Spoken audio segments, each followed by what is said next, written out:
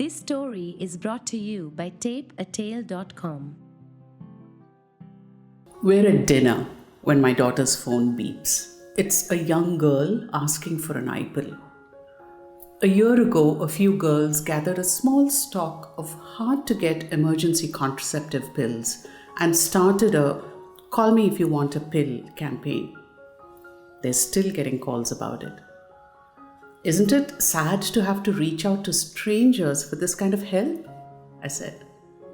Who else will they ask? Their mothers? When you mothers don't talk to us. You remember the first talk you had with Anna and me? You said, if you get pregnant or you get somebody pregnant, regardless of your age, I will get you married and make you have the baby. I was 20, Ma. Before you and I could talk about sex normally. What are you mothers afraid of? Do you not consider that we would have questions, concerns, fears? You could have taught us to love and be confident in our bodies. You know the issues we would face growing up. But if you shut us down, who are we supposed to turn to? She was right.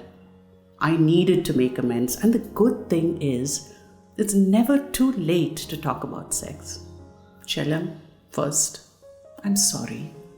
I don't have answers for your questions. Maybe I thought by normalizing talk about sex, I would be giving you my approval. Maybe I didn't want to face that you were growing up into an independent person with a life of her own, regardless of my opinion or approval. Maybe I just didn't know what was appropriate to say, or it was as simple as parents not wanting to consider that their children will have sex lives, just as children don't want to think of their parents as being sexual.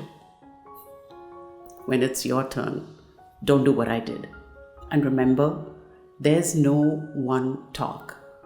Try a series of conversations, and even if at first your not so little ones act as if this is a fate worse than death, once they know it's possible to talk to you openly, you just might be surprised how much they turn to you.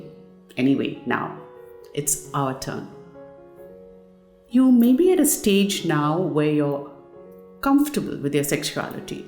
It will change, and that's normal.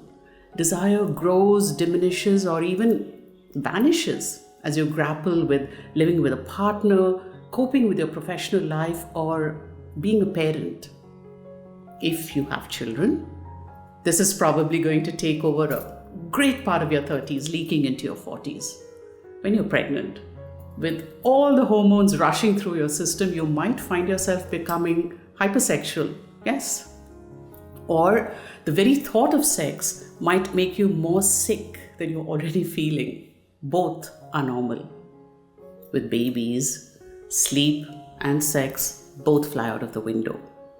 You could find yourself turning away from your partner, or being turned away, or giving in to make peace. There's a reason why "not tonight, darling, I have a headache" and "faking it" are such cliches. But desire and sexual pleasure is not only normal, it's your right. So don't be in a rush to accept a prolonged low burn. You must question why.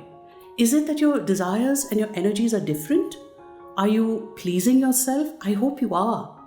Not just because it's something stopgap, but if you don't know what pleases you, how are you going to ask for someone else to make it happen? Do you know how to ask for what you want?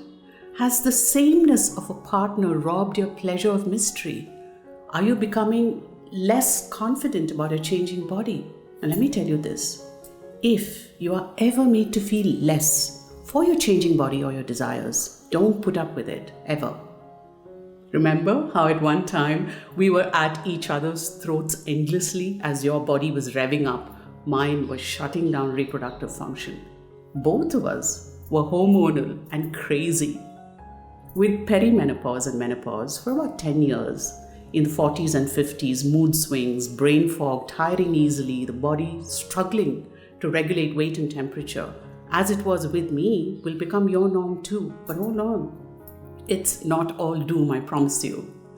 As your children start to make their lives, this is your time to rediscover yours or to reinvent yourself. bit of selfishness is not a bad thing. If you have a renewed interest in sex, good. It's normal. If you want more intimacy, less sexual touch, that's okay. You're normal. And if suddenly sex becomes painful, it's not that you're doing something wrong or your partner's inability to pleasure you. Lower estrogen, less natural lubrication. So you and hormone replacement therapy, magic. Sometimes, as you experience more life, you might find yourself attracted to people you never considered in that light before. That's okay. It's normal. There's many shades of love, desire, and romanticism than we would like to acknowledge. The elements of attraction constantly change. Our ancient texts say all of us possess some element of sexual fluidity, and I think they're right. Just because sexually you started off as one thing doesn't mean that it will always remain that. Now, this also doesn't mean that everything you felt earlier is a sham, or that you should run out and turn your life on its head. This is not an eat, pray, love story. Just know that there's nothing wrong with you. Changing desires are perfectly normal, accepted. Because here too, as with life, change is the only constant. The composition of sexuality and desire is personal to each of us. And who is anyone else to tell us who we should desire, how we should feel, and how to live or love? I'll end with this for now. I'm here for you to talk to whenever you need. Love, Amma, and all the aunties who made this conversation possible.